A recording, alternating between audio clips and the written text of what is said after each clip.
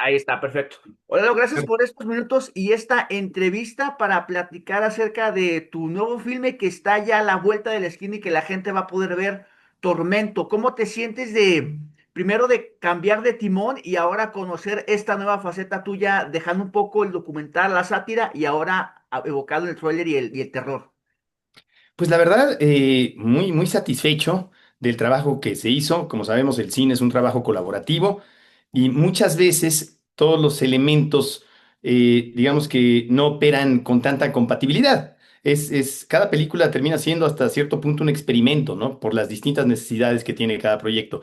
Y aquí la verdad es que siento que todos los elementos se conjugaron de manera armónica. Así que estamos contentos con el resultado. La verdad, creo que cumplimos con los objetivos, digámoslo así. Todos nos pusimos al servicio de la película, como debe ser. Y es muy interesante trabajar con un género como el terror, porque el terror es un género muy, muy cinematográfico. Es cine puro.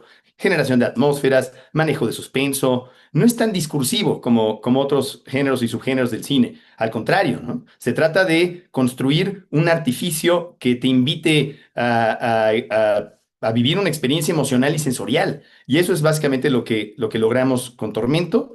Y en ese sentido creo que es una producción mexicana bastante única. No te escucho ahora yo. Ahí está. ¿En qué punto decidiste que querías contar una historia de esta naturaleza? Es decir, dejar un poco lo que decíamos, por lo que te conoce el grueso de la población, la locución y el tema de la sátira del documental, y ahora, pues contar la historia que sea de terror psicológico. ¿Cómo fue este germen que nació en ti? Bueno, la verdad es que yo llevaba toda mi vida queriendo hacer una película de terror, así como quisiera hacer una película de ciencia ficción postapocalíptica, así como quisiera hacer un western, ¿no? Porque yo quiero hacer cine desde que tengo memoria, pero particularmente el terror siempre me ha interesado. Siempre me llamó la atención Halloween, incluso antes de verla, porque me aterraba la idea de que existiera una película como Halloween o como Tiburón, ¿no? Que es otro tipo de terror. Eh, Creo que digo, más allá de que la primera película que vi en un cine fue Rocky 3, el terror siempre ha estado ahí, ¿no? Y siempre me ha dado curiosidad. No lo consumo tanto porque sinceramente se produce muchísimo y por lo mismo hay pocas películas de terror que realmente valen la pena. La mayoría están muy mal actuadas, por ejemplo, y eso me desconecta. Hay muchísimas que lamentablemente tienen mucho humor involuntario, se vuelven involuntariamente cómicas. Y eso puede ser divertido para algunas personas. Yo ya no estoy en esa etapa de mi vida, digamos. Pero sí me interesaba mucho la construcción del artificio y llevaba más de una década persiguiendo la posibilidad de hacer una película de terror. Se cayeron dos proyectos, bueno, de hecho tres proyectos previos. Tú sabes que la naturaleza de una película es no hacerse. Ujú. Todo conspira en contra de la producción de una película. El 99.9% de las películas no se hacen y eso es lo que me ha pasado, ¿no? En mi caso, porque eran proyectos de ficción o muy políticos o muy caros o muy experimentales. A mí no me parecía que lo fueran tanto, pero a la industria sí. Entonces este finalmente se concretó y de hecho es una película más arriesgada que otros proyectos que en teoría tenían, desde mi punto de vista, mayor viabilidad comercial, ¿no? Pero este se hizo, afortunadamente. Oye, ¿y qué crees que los convenció o llamarlo de alguna manera muy soez? ¿Cómo lograste vender el proyecto para que te lo compraran? Pues es que en realidad yo estuve durante años platicando con Troy Trujillo, el productor, porque es mi socio en una plataforma de streaming de audio, una plataforma de podcast llamada Convoy. Porque él también es socio, por ejemplo, del equipo de básquetbol Los Capitanes, pero lo suyo es la producción de cine. Además lo trae de familia, su papá fue Valentín Trujillo, ni Mm. más ni menos, leyenda del cine mexicano. Entonces, Troy Trujillo siempre ha estado interesado en hacer películas de género también, cine comercial. Y creo que el punto de convergencia que une al autor con el productor de cine comercial es el terror. Ujú, ujú. Es interesante cómo ahí podemos encontrar puntos de coincidencia, ¿no? Y ahí es donde nos encontramos Troy y yo, la verdad. Y él estuvo insistiendo mucho en que hiciéramos una película de terror de bajo presupuesto, que al final no terminó siendo tan de bajo presupuesto porque mucha gente muy capaz, muy talentosa se involucró en el proyecto. También algunos proveedores también quisieron aportar al proyecto sin cobrar lo que normalmente cobrarían, ¿no? Es ese tipo de película en donde todo mundo hace una aportación para cumplir con los objetivos, ¿no? Y así es como se logró, pero llevábamos muchos años queriendo hacer una película de estas características. Y Troy fue el que, honestamente, me estuvo presionando amigablemente para que finalmente hiciéramos esta película. Entonces, fue su idea en realidad.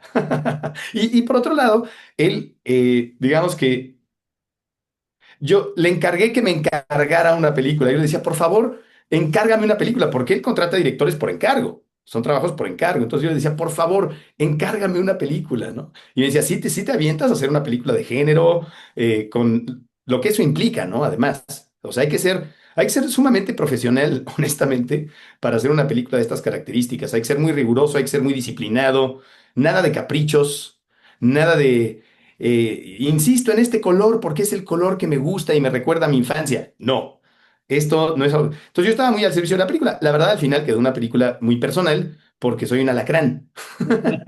Y el alacrán, aunque no quiera picar, lo hace. Es su instinto, ¿no? Entonces al final sí es una película muy personal, pero utilizando un vehículo que es el género. Y es donde la verdad yo me sentí muy cómodo. Y si pudiera seguir haciendo películas de este tipo, es lo que. O sea, si me dicen, no vas a volver a hacer ningún documental, no vas a poder explorar ningún otro género, es más, si me dijeras, ya solo vas a hacer películas de terror de aquí a que te mueras, feliz de la vida, ¿eh? De verdad.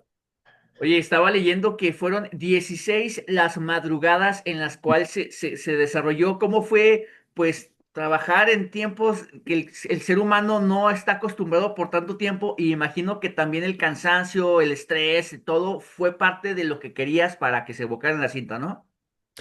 Sí, bueno, es interesante cómo todo eso tuvo una influencia positiva en la producción de la película, pero en teoría tendría que haber afectado más de lo que debería haber afectado. O sea, tendría que haber afectado negativamente más que positivamente, pero la verdad es que ocurrió un fenómeno contrario. Y sí, desde luego que es muy poco tiempo para hacer una película de este tipo, que además dependía de maquillaje especial, stunts también, porque hay acción y la acción requiere de stunts, efectos especiales físicos. Si se abre una puerta lentamente, eso no lo hace un asistente de producción, eso lo hace un profesional. Y la verdad es que sí, había mucha gente involucrada, aunque sea una película centrada en una sola protagonista, éramos un crew de más de 100 personas. Para hacer movimientos como muy específicos y quirúrgicos, dependíamos de grúas con cabeza electrónica, teníamos un director de fotografía excepcional, único, genial, obsesivo, perfeccionista, neurótico, que es Emiliano Villanueva, con muchísima experiencia, que también llevaba toda su carrera queriendo hacer terror y esta era su gran oportunidad. Entonces, fue una gran oportunidad para todos, ¿no? Pero sí, fueron 16 noches y sobre todo fue muy demandante para Natalia Solián, para la actriz, para la protagonista, que también hizo un trabajo increíble. Ella es muy buena actriz y de hecho, pues si ella no hubiera aceptado este guión que le escribí directamente, yo creo que no nos hubiéramos animado a hacerla, porque la actuación era fundamental para que esta película funcionara. En general, yo creo que es clave. Hay distintos tipos de actuación, ¿no? Ujú, ujú. Hay a quien le puede parecer Jack Nicholson sobreactuado en The Shining, ¿no?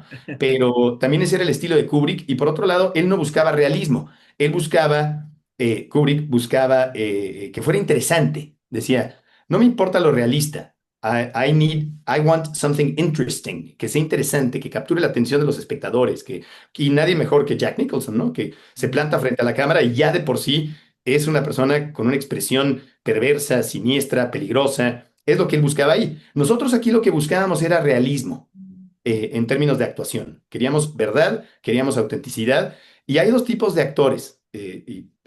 La gente experta en arte dramático dirá que estoy siendo simplista, reductivo, pero hay actores que simulan representar un estado emocional, en muchos casos convincentemente, y hay actores que realmente alcanzan esos estados emocionales, o sea, que llegan ahí, que se introducen a algún lugar muy oscuro de su interior y luego proyectan con autenticidad esas emociones. Y ese es el caso de Natalia, pertenece a esa segunda categoría, lo cual es complicado porque trabajar en esas condiciones, muy poco tiempo de rodaje, en las madrugadas, imagínatela a ella experimentando así angustia auténtica a las 4:30 de la mañana, con un crew muy cansado. Por supuesto que hubo muchos conflictos entre el equipo y ahí es cuando el director, más allá de ocupar una posición dictatorial, que es como se le percibe desde afuera, se convierte en un mediador. Yo fui una especie de mediador entre todos los involucrados. Alguien tenía que mantener la calma, alguien tenía que ser el neutralizador emocional y alguien tenía que ser objetivo, ¿no? De la mano de todos, ¿no? Y eso, el director se convierte a veces también en una especie de pegamento. Y todo eso lo aprendes con los años y con muchas descalabradas también, muchas caídas, muchos accidentes. Y aquí sí yo no me podía permitir fallar porque pues me tomó mucho tiempo regresar a la ficción, que es lo que yo realmente quería hacer, ¿no? También me gusta el documental, por supuesto, y me gusta todo tipo de comunicación, podcast, pero nada como construir un universo, ¿no? De este tipo, ¿no? Que solo existe ahí. Me imagino. Oye, y cuando estás haciendo el corte final, ¿en qué punto decides que la cinta debe de quedar así? Evidentemente tienes el guión, que es un primer borrador, tienes la Ajá. filmación, que es un segundo gran borrador, y la postproducción que debe de hacer otra vez otro corte diferente, tal vez, al como se inició. ¿Cómo es darle punto final a esta historia y darle el ciclo, pues, que cierre? Mira, se dice por ahí, ¿no? Es muy común escuchar la frase que los proyectos no se terminan, se abandonan. Ujú. Yo no estoy necesariamente de acuerdo con eso. Más bien te los confiscan. La verdad, arbitrariamente. O sea, yo nunca sentí, nunca estoy seguro del guión, ¿no? Pero, por ejemplo, aquí empezamos a filmar y yo seguía reescribiendo cada día. Terminamos escribiendo 8 tratamientos en muy poco tiempo, pero incluso, o sea, llegamos con un, ¿qué fue? Cuarto tratamiento al rodaje y terminamos con un octavo tratamiento, independientemente de ciertas decisiones directoriales que se toman en el momento. No, no, sí había un proceso de reescritura, sobre todo de quitar cosas. Yo quería que fuera una película silenciosa, para que más bien se expresara tanto el inconsciente de la protagonista como las fuerzas espectrales hostiles y violentas, invisibles, que la acechan, ¿no? Entonces, el diálogo, el discurso verbal, como que para mí estorbaba en esta película. Entonces, le fuimos quitando diálogo y luego en edición todavía un poco más. Entonces, se convirtió en una película silenciosa. Pero como decía Juan Gabriel, hasta el silencio a veces es música. El otro día vi el documental y me encantó esa frase. Aunque la directora ya me la había mencionado, María José Cuevas, es muy amiga mía y ya me había, platicando de Tormento, me dijo, Juan Gabriel dice, ya después lo vi, ¿no? Pero Juan Gabriel dice que hasta el silencio es música y tiene toda la razón. El silencio también es parte de la música y el silencio, en el cine el silencio no es silencio. Muy interesante, o sea, Es un también. personaje más, es un recurso narrativo más, y en géneros como ese, ¿no? Que te crea esa tensión para evocar lo que quieres dar a conocer. Exacto, construir la expectativa, ¿no? Tener al espectador, ahora sí que esperando, ¿no? Por eso es Bastante. espectador, supongo. No sé, hasta ahorita me Claro. cayó el 20. Pues Solano, un gusto platicar contigo. Neta, quiero que llegue el jueves para poder verla como debe de ser en el cine, disfrutar, sumergirnos, entenderlo, ver estos mínimos detalles en la pantalla grande. Felicidades por esta nueva gran etapa, nueva entre comillas, porque pues bueno, eres un viejo lobo de mar en estos menesteres, pero qué chingón que estés dando este timón y que podamos conocer esta nueva narrativa de tu parte ahora en este género. No, Héctor, al contrario, muchísimas gracias por permitirme platicar de la película y esperemos que te guste. Seguro sí, a mí y a todos los que lo vean. Ahí los vemos el próximo jueves y pues enhorabuena. Gracias, Solano. Gracias a ti, gracias, Gracias, bonito día. igualmente.